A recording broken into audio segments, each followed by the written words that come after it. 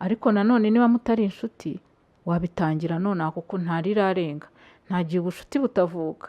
Watangira ukamuganiriza, ukamubwira ubwiza bwo kwiga, ariko ukabanza kumenya n'ikimutera kwanga ishuri.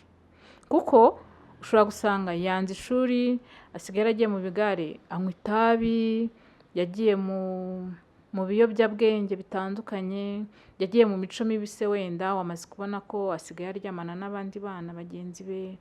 Hari uburyo bwinshi ibyo bintu wabibona, hari uburyo bwinshi wabona ko imyitwarire y'umwana yahindutse. Ntabwo kumuhana rero ari ugufata ikiboko, ari ugufata insinga, ari ugufata inkoni ngo umukubite umushishure, hoya. Igihe agezemo akeneye ko umuganiriza, akeneye ko ubanza kumenya, umenye niki kiri kubimutera. Ariko nanone muri kwa kubimenya, irinde kumugendaho akantu ku kandi, ushake gukurikirana amacati ye, ushake kumenya abo bavuganye, ushake kumenya abo bagendana, mbese hahandi umeze nk'aho uri polisi ku buzima bwe. Utangire kumuhamagara ngo ko watinze, ngo uri hehe, ngo kuje utinze, ngo wari wagiye he, mbese umubuze amahoro, umubuze amahwemo. Ibyo bintu ntabwo nanone byagufasha kumuhana neza cyangwa gukemura icyo kibazo yinjiyemo.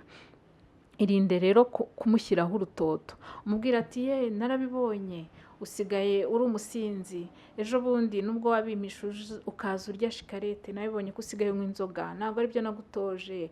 Utangire umumariraho amagambo yose, ati reba ukuntu navunitse, reba ukuntu narushye mbakorera.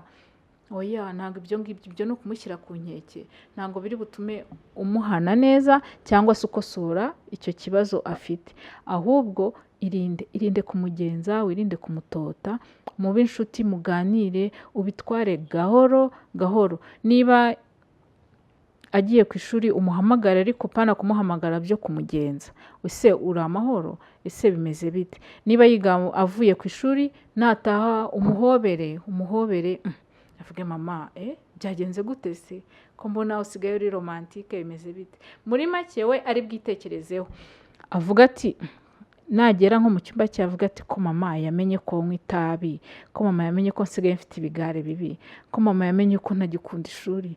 Aho nkaba ndushaho mbona atanyanze, nkabona arushaho kunkunda, bimeze bite? Ibyo nabyo bituma, ni bwa bugwaneza nakomeje mbabwira, bituma yitekerezaho. Uko kwitekerezaho rero niho umwegera, mukajya muganira, ukamwigisha ibibi by'itabi, ukamwigisha ibibi byo gusambana, ukamwigisha ibibi byo kwinjira mu bigare bibi, byo kujya muri ibyo bintu akiri umwana mutoya. Ibyo byose ukagenda ubimwigisha, agenda ashyira mu gaciro. Kandi wabimuganirije, wenda wamukoreye icyayi, umushyira mu cyumba cye, murasangira mwiganirira gahoro.